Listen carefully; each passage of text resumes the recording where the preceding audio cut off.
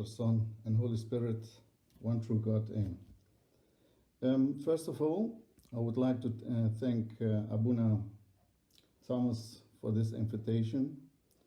He asked me if I could tell you about the history, about the monasteries here in the Middle East of the Syriac Orthodox Church. I'm delighted to do that. I hope that we can learn something about this. It is a journey, it's a quest through the history, and that's why we need to listen carefully. I will try to also talk slowly so that we can understand each other. When we begin with the history of the monasteries, we will need to go back to the beginning of Christianity. When Jesus was in Jerusalem, after the resurrection, he sent his 12 apostles and later on the 70 or the 72 apostles to evangelize the whole world.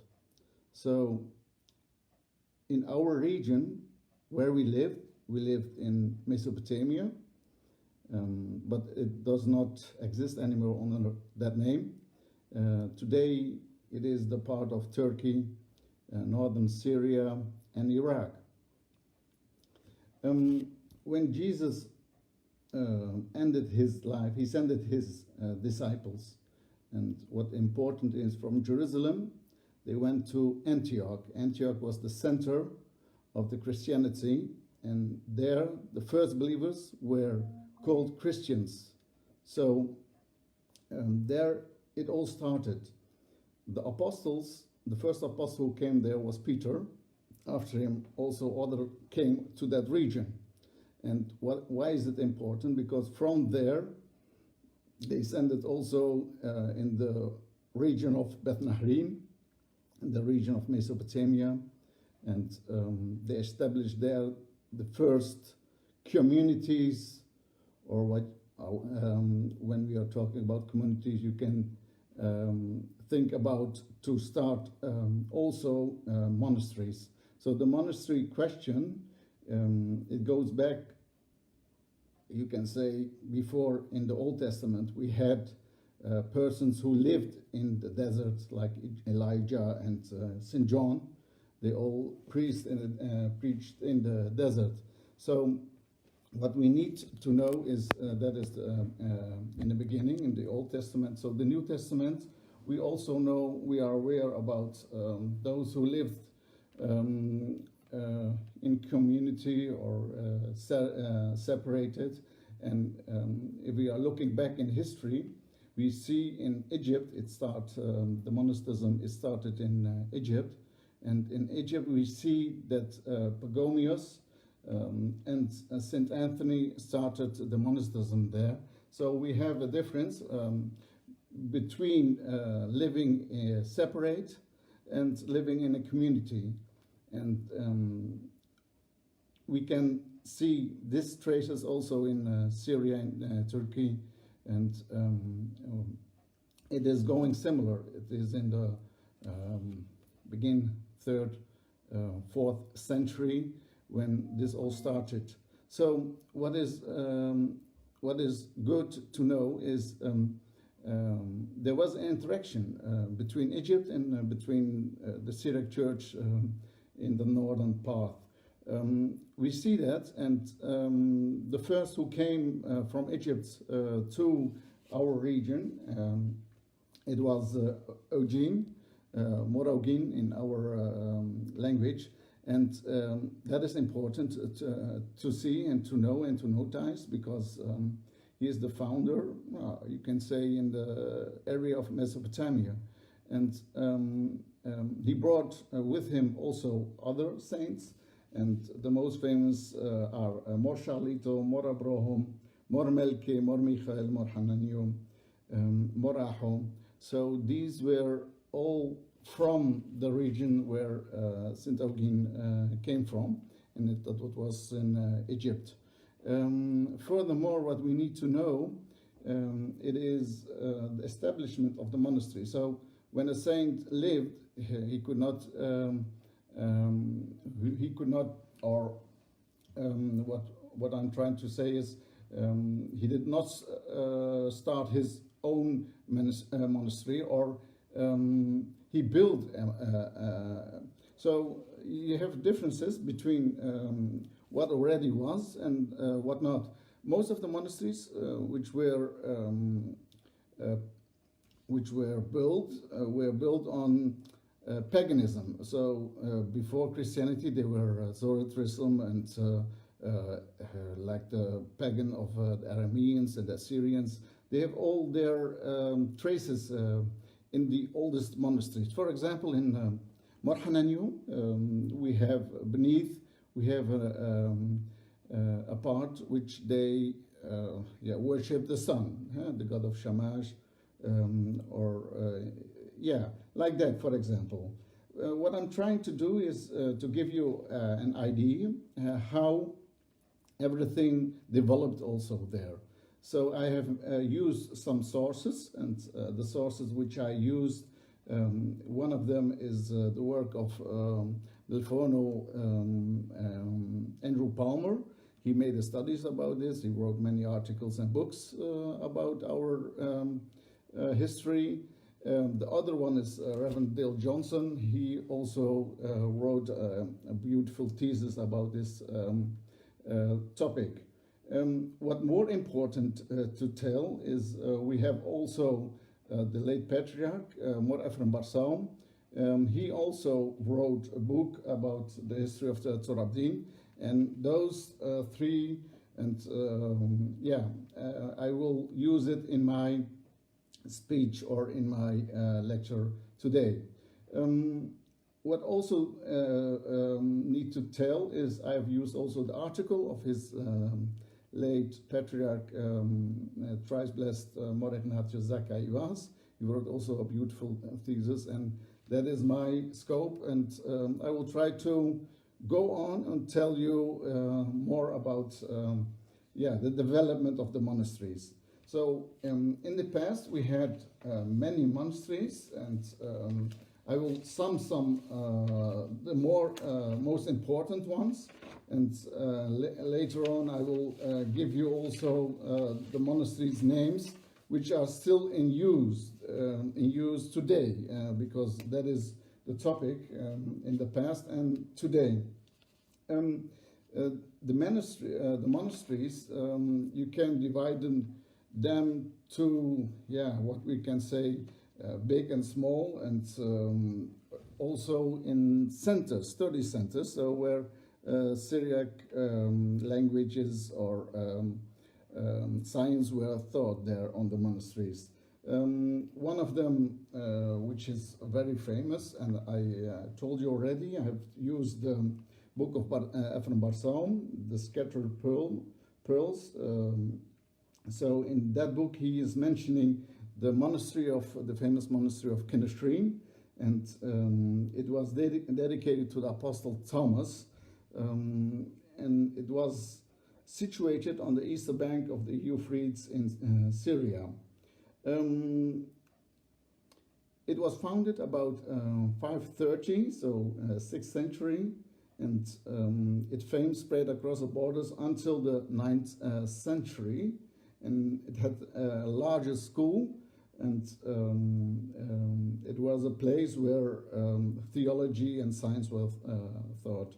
So at that time there were more than 300 monks, and it produced 7 patriarchs. One of them was Patriarch Athanasius Jamal in 631.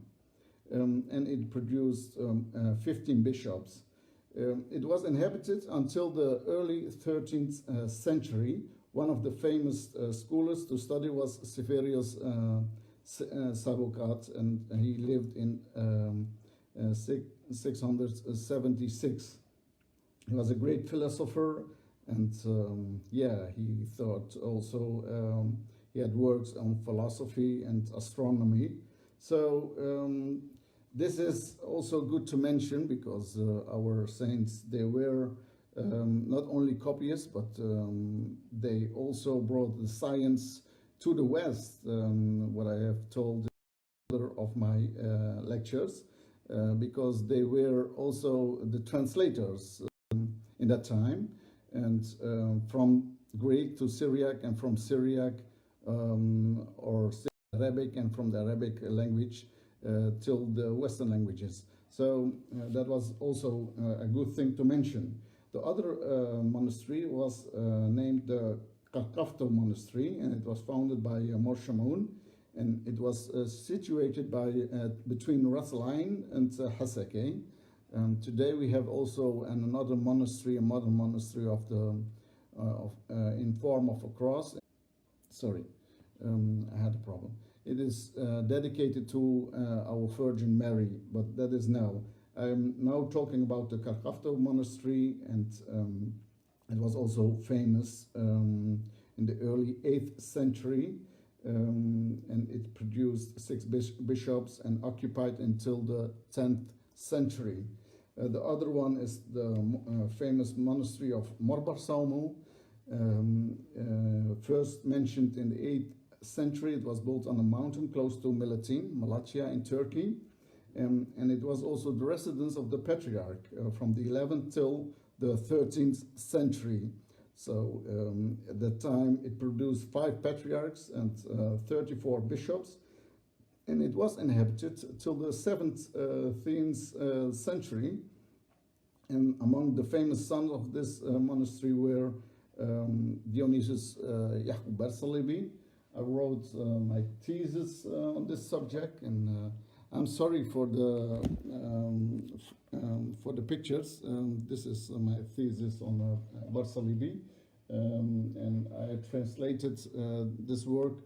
It is the work of against the Muslims I have made my study on.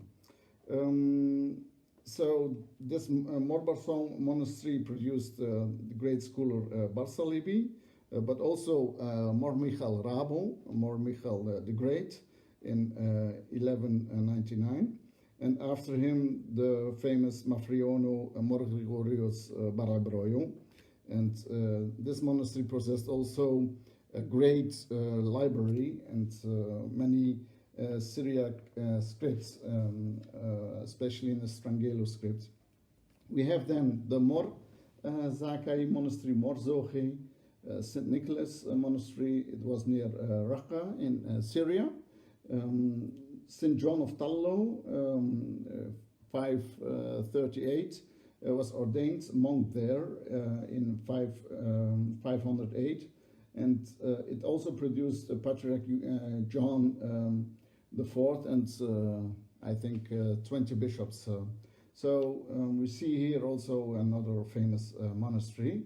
Then we have the Baaret Monastery. It was also in a district of Melitene, and this one was found in the 10th century by Patriarch John VII, and it produced also 1 patriarch, 1 Mafriono, and 18 bishops and many metropolitans. It served as a place of learning until 1243. In that year, the Turkomen killed 15 of its monks, and most of them were also scholars. Then we have the famous monastery of Deyrulzafaran in Egypt, also called the Al-Adra monastery, and it was located between Cairo and Alexandria. It was probably built in the 5th century. A Syrian tradesman named Marutha of Tagrit brought it in the mid-6th century and donated it to the Syrian monks. In 1084, there were 70 monks living in this monastery, and it was occupied until the 17th century, and it is now inhabited by Coptic monks. We find also Syriac inscriptions inside it, and it was famous also about the many manuscripts, and most of them, they were brought to the Vatican, but unfortunately some of them came underwater and damaged. But okay, that is the monastery of the Syrians in Egypt. Then we have also the monastery of St. James.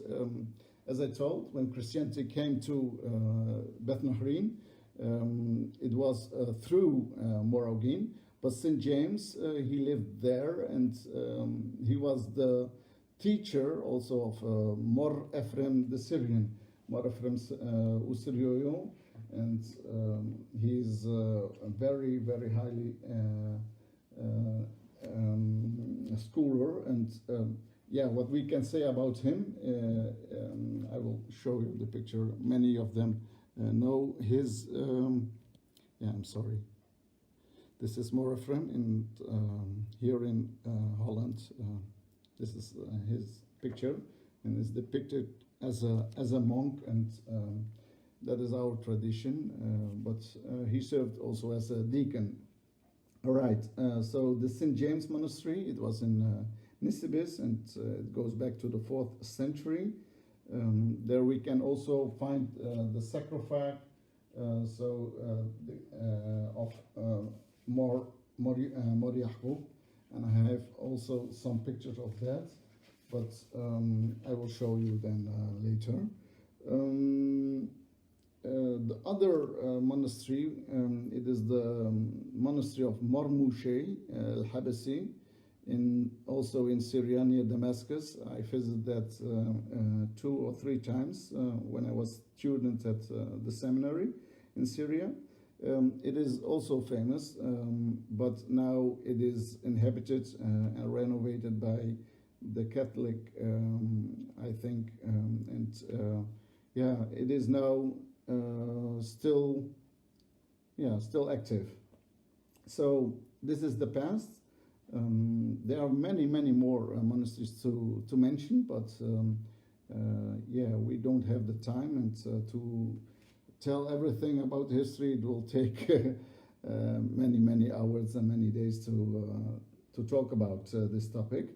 What also important is to tell, it is most of the monasteries, they had a tradition, so not all of them were active the whole period. Some periods when for example, when before the Mongols came, they destroyed many churches and monasteries in the Middle East, and that is a real pity, and we cannot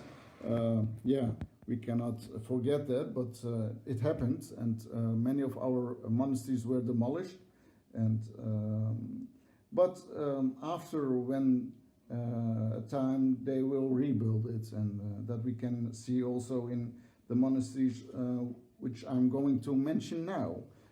So if you are looking today, so that's the topic. Today we will see that the most important monastery is Mor Hananyu, Deyrulzafaran or Deyrulzafaran. It is situated east of the city of Mardin in Turkey, and it was built in the 6th century of the foundation of a citadel. So I've mentioned already that it has pagan sources beneath it. It became well known from the end of the 8th century, and from 1293 it was the residence of the Patriarch, more than 600 years, till 1933, I think. It produced 21 patriarchs, 9 mafrioni, and 110 bishops, and it is still inhabited and houses a religious primary school under the supervision of a number of monks. Yeah, this one is one of the most important Syriac monasteries in Torabdin. It has been one of the most active religious education centers of the Syriac Orthodox Church throughout its long history. And what we can tell is, yeah, the Patriarchate was, what I mentioned already, was there till 1903. Then it was brought to Homs in Syria, and since 1995, the Patriarch residence in Damascus in Syria.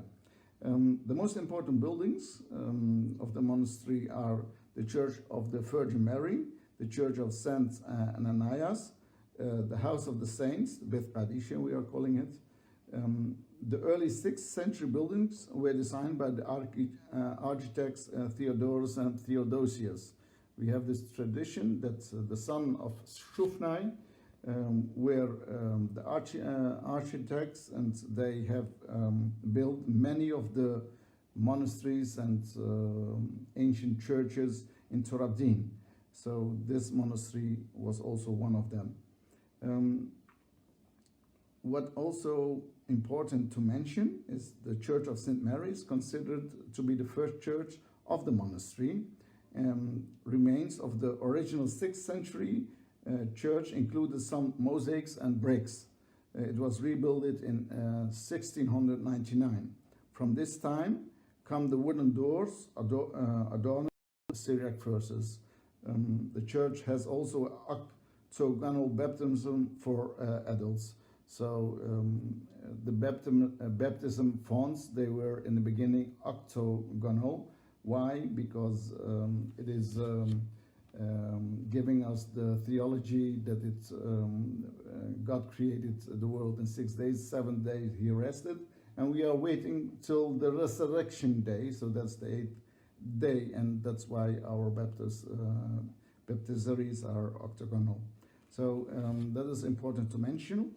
The Church of Saint Ananias, the main church of the monastery, where always the masses are be held.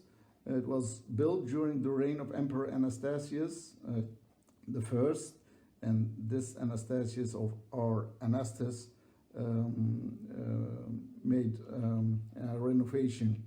The church has a pyramidal roof, and inside remarkable stonework. If we are looking for the pictures, we have this. This is the in distance the Saint Ananias monastery of Deyrulzafaran.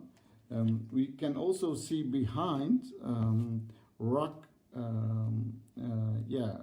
caves, and there are 3 or 4 monasteries above. I went there also. It is a must to see it. This is the Saint Ananias, Mor Augin, and here you can see this is the rock cave above, and we have Mor Gabriel, Mor Augin, the Virgin Mary, and there are some more. So all of them are ruins, like you can see. This is the Mor Augin monastery. And what also important to mention is the House of the Saints, the Beth Qadisha. It is a mausoleum of the Syriac Orthodox patriarchs and metropolitan bishops. They are stored in 7 niches. Some ornaments can be found in the stone. Apart from the thick framing of the arches, the wooden doors are inlaid with lions and serpents. That is common in our tradition. The monastery is supplied with water through old channels from the Mount Isla. There we are coming later on. The mountain is full of caves and niches, as I told, in which hermits lived. Some are said they have been walled for years or even lifetime. The monastery provided what is told more than 14,000 monks on the Mount Isla at its peak, and it was hermits like these that gave Torabdin its name. So Torad Abodo or Da'addi, it means those who worshipped God. The monastery acquired also a printing press, and that is very unique in the year 1881, and the first book was printed here in 1888. It was operated as an imported printing center until 1917, and that is after the genocide took place in the Middle East. And it was only the press in the region. It was also used printing the official documents of the early days of the Republic of Turkey. So important to mention that. The other monastery, it is the most famous monastery of Saint Gabriel, and we have pictures of them of that also. I'm searching for those pictures. That is Mor Gabriel, and Saint Gabriel lies east of Midyat, and is one of the most famous monasteries in Turabdin. The two ascetics or monks were Mor and Mor, who built it in 397, and it makes one of the oldest still inhabited monasteries in the world. It became a principal residence of the bishops from 615 to 1049. One of the most famous of them was Mor Gabriel of Beth Bustan, 667, resided as a bishop there in the 7th century, and the monastery was later named after him. So here we see that monasteries were often called in times with other names. So Saint Gabriel in beginning, Saint Shmuel and Saint Shaman in the beginning. So the names is changing, and nowadays they are also calling it Der Amr. But okay, that is history. So it was a residence, and it produced 4 patriarchs, 1 Marfono, and 8 bishops. Among them were the patriarch Theodosius, who lived in the 9th century. He was a very learned man on the field of medicine, and he wrote also a book bearing his name. So many monks were known, and they were manufacturing parchments for the manuscripts. Yeah, what can I tell more? There are more buildings, important buildings inside this monastery. There was also connection between the Roman emperors, such as Arcadius and Honorius in the 4th and the 5th century, Theodosius II also in the 5th century, and Anastasius I in the 5th, early 6th century. Yeah, it housed for Syriac and also Coptic monks, because we have also a part where the monks from Egypt came there. This is, yeah, important, and it was one of the most and still one of the most important monasteries of the Syriac Orthodox Church, together with the Mor monastery. The school played an important role in the region, and it provided good theological and philosophical and medical education, especially in the early centuries of its operation. It has a big library containing handwritten books with calligraphic miniatures. And I've seen some of them, but most of the books which we had in our monasteries, they are now here in the libraries in the West, unfortunately. But the other way, they are now preserved. So many of these important books, they are demolished or destroyed, or still to be seen or to be, discovered. Some other thing of the building, it is the Church of the Virgin Mary. We have the Church of Saint Gabriel. We have the Dome of Theodora and the House of the Saints, the Beth Kadishe. The Church of the Virgin Mary was constructed under Theodosius II in the 5th century, which makes it the oldest building in the monastery. The Church of St. Gabriel, it is the main church of the monastery.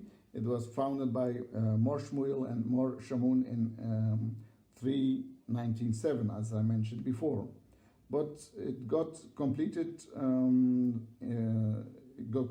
in form in 512, thanks to the donation of Emperor Anastasius I. It was designed by the architects Theodorus and Theodosius, as I mentioned before, the sons of Shufnai. We can see also Byzantine art in the rooftop of the church there. The Dome of Theodora was built with the financial support of Empress Theodora, the wife of Justinian I. Yeah, it has the shape of octagonal, and yeah, that makes it unique also. The House of the Saints, Beth Kadishe, date from 449, and it's one of the biggest mausolea in the region. So many saints are still there, yeah, I visited many times, and it is really a good thing to see. You get blessings from all the saints in the past. Tragic story to mention from history include the killing of the 450 monks by invading the Mongols in the 14th century. Some of them, they are telling 440 monks. Other stories giving 500 believers and 40 monks, but nevertheless, they were massacred and killed in by the Mongol tribes. That is Mor Gabriel, and today still inhabited, and we have monks there and nuns. Most of the nuns of the Syriac church, they are living there.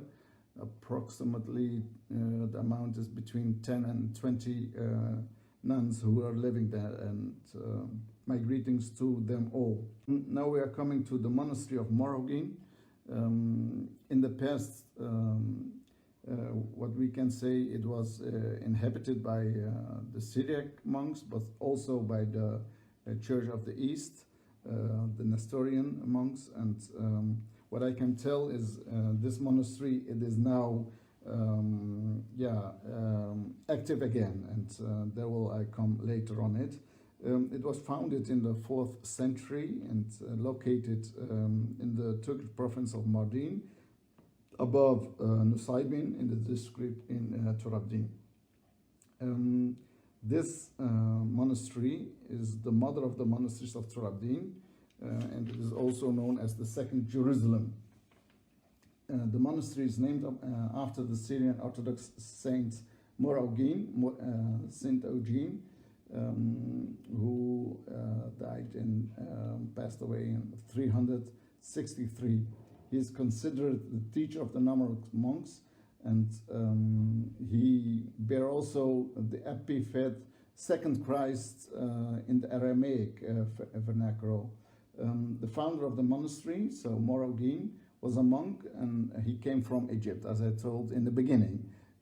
So with him, there were 14 of his disciples who were originally from Egypt, and I have mentioned them, the names before, but I will come later on it again.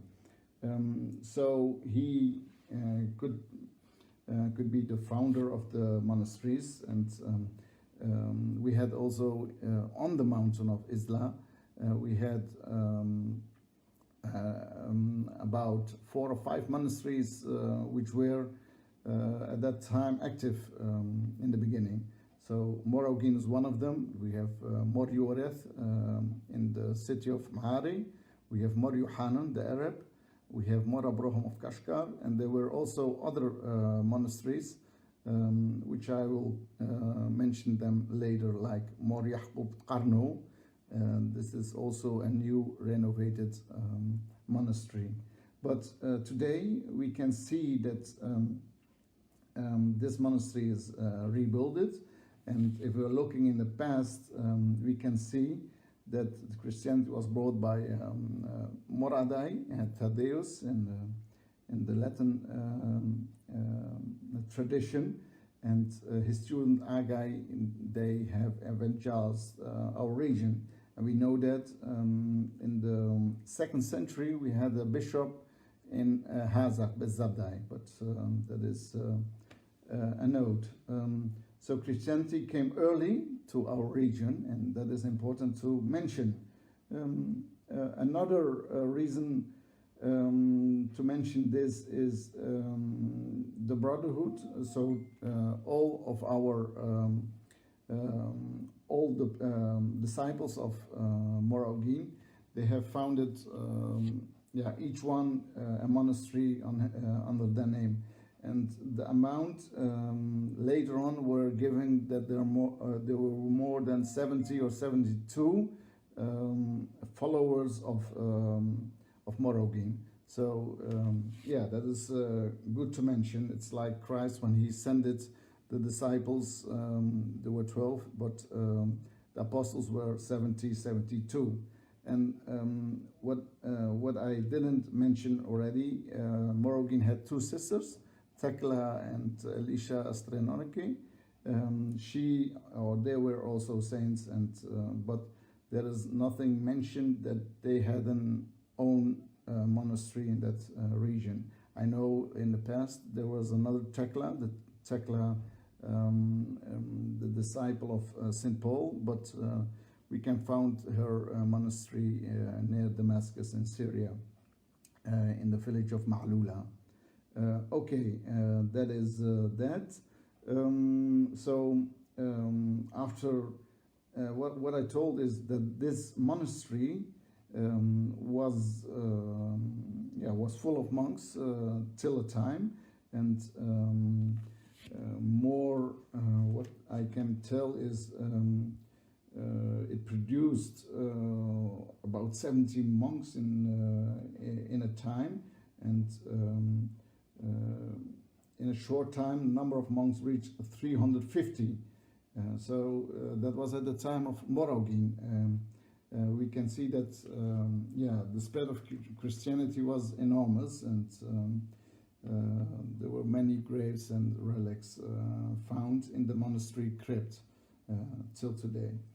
So after almost 30 years of vacancy, the priest monk Abbot Joachim Unfall, he's the cousin of me, and he's also the cousin of Abuna Samuel Ozdemir, who lives in Belgium. But this new abbot Joachim Unfall, he revived this monastery, and in 2011 to resettle the monastery. And he was not alone. He was with his fellow monk Aho, but this monk went to the other monastery of Mor Yaqub Qarno, where he revived that monastery. So now we have two monks, and the other monk is David. He's a young student who came from Delmenhorst in Germany, and he liked to be a monk, and he became a monk at that monastery at a young age. Now, there are also students there, and what I can tell, if you are visiting that monastery, it is really giving you a spirit, all the prayers of all those monks who prayed there. You can hear them sound if you are listening. It is on a high plateau, so on the mountain of the Isla mountain. I've mentioned already the monks who live there, and it has Beth Qadishe. It has also a church called after the Mother of God, and Sundays of every day there will be a prayer, but the Sunday especially is the Divine Liturgy is celebrated in the main church, and the Christians from surrounding villages as Morbobo and Gunduk Shukru, they are also attending this monastery. This is also good to mention. We have also the famous monastery of St. James, or Mor Yaqub the Recluse in Salah. It is also inhabited by a few monks and a nun and students. As I mentioned, the Mor Yaqub of Qarno, it was called in the past Deyrulzafaran, It is also renewed, and monasticism is brought to the new life. The monastery of Mor Gabriel and Mor Abraham. It is close to Midyat, and it was built in 5th century. So it was established at the 5th century, and it's related to the two saints, built on the site of the pillar of the stylite Abel, and was later named after Abraham of the high mountain. So he was also, I think, a disciple of Mor Augin. So today they are not living there, monks, but it is used as a residence for those who want to visit and stay there. Yeah, like a hotel, but prayers are also celebrated by the priest Ishaq in Midyat. The monastery of Mor in the Evangelist so we are leaving now the scope of Trabzon. We are going now to the region of Jerusalem, and this monastery of Saint Mark the Evangelist, it is there, and according to a Syriac inscription which was found in 1940, it was founded in the 5th or in the 6th century. That inscription goes back to the 1st century when Jerusalem was demolished by Titus, the emperor. This monastery has also a large library, and most of their books are published or they are in archive, and I post many of them in my Facebook account. So this Facebook account also of Syriac Orthodox churches and monastery, you find beautiful documentaries, or so I can recommend everybody to watch those. And I have helped Abuna Thomas, thank you for everything, also for this lecture. But nevertheless, the monastery of St. Mark I mentioned, the monastery of St. Matthew, it is in Iraq, and he was also a saint. This is the saint of St. Matthew, and this monastery was famous in Iraq, and it was on the Mount of Al-Faf, and Al-Faf is the word for thousands. So their population of the monks, they were also in great amounts in that period. It was also renovated and restored. It produced 3 patriarchs, 6 matronial, and 24 bishops. And it is a good thing.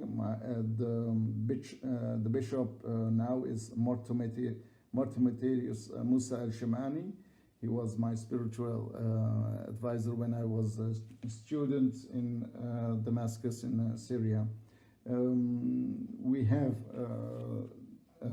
also the monasteries which were built here in Europe. 3 monasteries are here to mention. They were all built by his late thrice blessed Mor Augin, as also you know him. He built it first the monastery of St. Ephraim in 84, and after it came the monastery of St. James of Saruch in Warburg. My greetings to His Eminence Mor Felixinus Matthias Naish. He was also my Malfon at that time. We have the 3rd monastery, and it was called after this monastery of Mor Augin in Switzerland. So these 3 monasteries, they were the new monasteries outside the Middle East. And there is another monastery coming. It's like a clerical in Sweden, but it is still, I think, under construction. So that is, that is good to mention. These are the most important monasteries. We have also in Syria, There is where I have studied, and it is beautiful to Mor Ephraim in Syria, as you can see, and I've studied there in 1998 and 1999. I had the privilege to meet His Eminence Titus, as you can see. Many knows them and knows him. My greetings to him. We can see also Melfono George Kiraz and Melfono Sebastian Brock. He's a very learned scholar, and at the time I was here, one of the students with his thrice blessed patriarch Mor Ignatius Zaka Iwas. I have also other pictures to show you to give an indication. This is Monk Elio with His Eminence Augin from America. So this picture was, I think, taken at the monastery of Mor Gabriel. His thrice blessed Eminence Mor Augin with other monks like Rabban Elio. He is now here in Holland. His sister Nun Saide passed away. My condolences to the family. These were clerics at the time of His Eminence Hasio Elias Jankaya, and one of the priests is Kasho Shamoun from our village of Arnas, and the other clerics. Here we can see Monk Elio writing or copying the old manuscripts, which was a duty of one of the duties of the monks at that time. Here we can see also Mor Tuma. Hasio Tuma, he was in the beginning of the 2013 and 1930 in Torabdin. So these were the Cyrillic the priests at that time. This is also a monastery near the village of Salah, so at the monastery of St. James the Recluse. Yeah, I have more pictures. This is His Eminence where he was a monk, and Sebastian Brock and Melfono George Kiraz also. What I didn't mention is St. Simon, the stylite. We can see it here, and on this picture he is a stylite, and those stylites, they were also found in Torabdin. For example, the monastery of Mor Eliozor or Loozor, you see, and there is an inscription also there. These monasteries, they were all in the past, and this one is also good to mention. This is the Virgin Mary Church in Ha, and this is also one of the oldest churches and monasteries today. We have another monastery, there's Monasteries Mor Augin.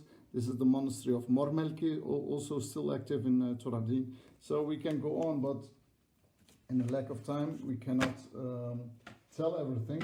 Hopefully next time. Yeah, that is my lecture. I have an announcement for the more to say. I would like to thank you all for this kind invitation to give you a lecture. Thank God, thank Abuna Thomas again, and I will advise you all to visit his Facebook site, Syriac Orthodox Churches and Monasteries. And thank you all, and God bless you.